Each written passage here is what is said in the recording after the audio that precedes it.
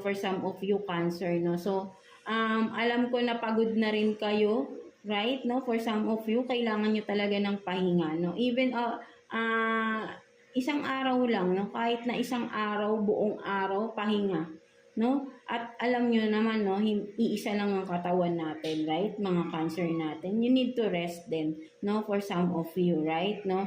Isang araw, hindi naman yun ikakalugi ninyo, right? Mga Cancer natin. So, rest well, no? Ayan ang kailangan ninyo, right? Mga Cancer natin, no? So, what else, no? Tingnan pa natin. Anong meron pang sitwasyon for you, mga Cancer natin. Let's see. What else? Kuha pa tayo ng 2 cards here for you, Cancer. 2 cards for Cancer, please.